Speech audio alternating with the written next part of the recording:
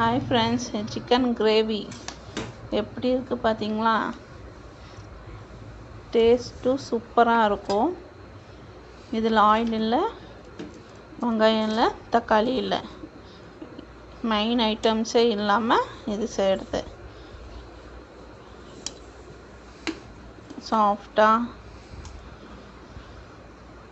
சாஃப்டாக இருக்கும், டேஸ்ட்டும் அல்டிமேட்டாக இருக்கும். ட்ரை பண்ணி பாருங்கள் இதை.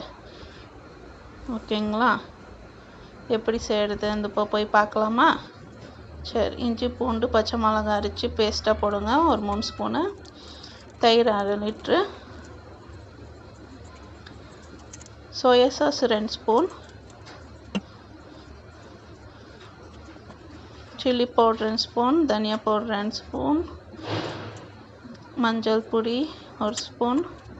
கரம் masala 2 spoon. Food colour, salt.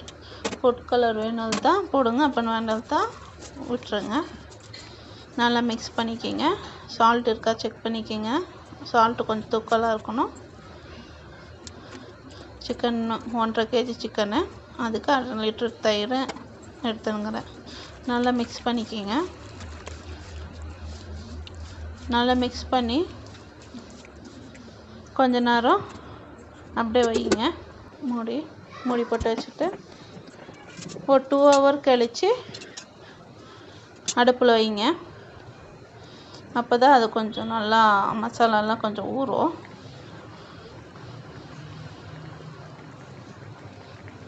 High ஃப்ளேமில் வைங்க. ஹை ஃப்ளேமில் வச்சு நல்லா கொதிக்க விடுங்க. நல்லா கொதிக்கணும் சிக்கனை. பாருங்கள், தண்ணியும் ஊற்றலை, தண்ணி நல்லா விட்டுருக்கு.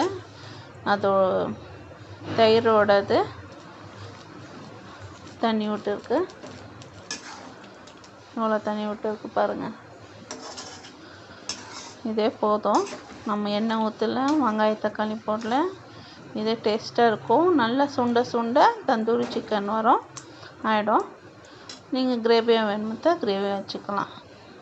நான் உங்களுக்கு காட்டுறேன் எப்படி இருக்கும், அந்த கிரேவி எப்படி இருக்கும்னு காட்டுறேன்.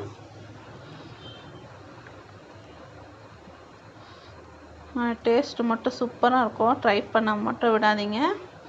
ட்ரை பண்ணிவிட்டு பார்த்துட்டு சொல்லுங்கள். நல்லா கொதிக்கிட்டோம். பிளேட்டு கொதிக்க மாட்டாதீங்க, நல்லா கொதிக்கிட்டோண்ணா. பாருங்கள், கொஞ்சம் அப்படியே கலர் சேஞ்ச் ஆகுது. ஃபஸ்ட்டே லோஷன் இருந்துச்சு. கொஞ்சம் உங்களுக்கு ஸ்பைஸியாக வேணுமெண்டா மிளகாத்தூள் 1 ஸ்பூன் போட்டுக்கலாம். பசங்கள்லாம் இருக்கிறாங்க தான் ஸ்பைசஸ் கம்மி பண்ணிக்கோங்க. டேஸ்ட் மட்டும் சூப்பராக இருக்கும்.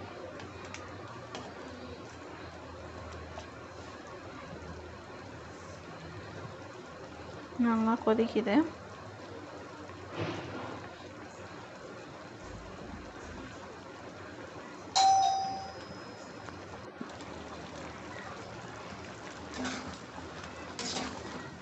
பாருங்கள், அப்படியே சுண்டனே இருக்கும். நீங்கள் கிளறு விட்டுடுங்க. இது லோ ஃப்ளேம். கொஞ்சம் தண்ணி கம்மி வற்றிச்சின்னா கொஞ்சம், அப்போ நீங்கள் கொஞ்சம் நார்மல் ஃப்ளேமில் வச்சுக்கோங்க. ரொம்ப லோ வேண்டாம், நார்மல் ஃப்ளேமில் வச்சுக்கோங்க. பாருங்கள், நல்லா கொதிச்சு இந்த மாதிரி ஆகிடுங்க. இதுதாங்க கிரேவி. இந்த கிரேவி நீங்கள் சாதத்துக்கு சப்பாத்திக்கு நல்லா யூஸ் பண்ணலாம். இல்லைன்னா ட்ரையாக வேணும் தான் இன்னும் ஒரு 10 நிமிஷம் 5 நிமிஷம் லோ ஃப்ளேமில் விட்டிங்கன்னா இன்னும் ட்ரை ஆகிடும். பாருங்கள், எண்ணெயும் ஊற்றலை, கொஞ்சம் கூட எண்ணெய் ஊற்றலை. ட்ரை பண்ணி பாருங்கள், சூப்பராக இருக்கும்.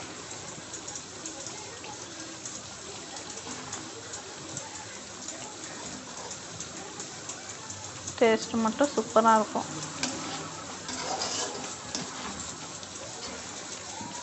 ஒரு வாட்டி இது ட்ரை பண்ணி பாருங்கள், எப்படி இருக்குது பார்த்து சொல்லுங்கள்.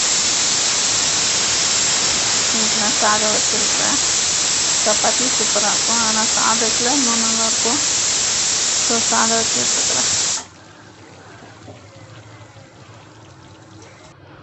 பாருங்கள் சுண்டல் தான் இந்த மாதிரி இன்னும் சுண்டை இது இன்னும் கொஞ்சம் கிரேவி இருக்குது. ஆனால் இது நல்லாயிருக்கும் சாப்பாடுக்கு. சாதத்தில் போட்டு சாப்பிடுங்க, அல்டிமேட்டாக இருக்கும். நீங்களும் இந்த வீட்டில் ட்ரை பண்ணி எப்படி இருக்குது பார்த்து சொல்லுங்கள். பாருங்கள் எவ்வளோ சாஃப்டாக இருக்கும். அப்புறமா லோ ஃப்ளேமில் வச்சிங்கன்னா அப்போ நல்லாயிருக்கும். ஆனால் கிண்டி விட்டுன்னு இருக்கணும். ஒரு டைம் அடி பிடிச்சிக்கோ. வீட்டில் ட்ரை பண்ணி பாருங்கள். எப்படி இருக்குது பார்த்துட்டு எனக்கு கமெண்ட் பண்ணுங்கள். ஓகே, நெக்ஸ்ட் வீடியோவில் நான் உங்களை சந்திக்கிறேன். பாய்.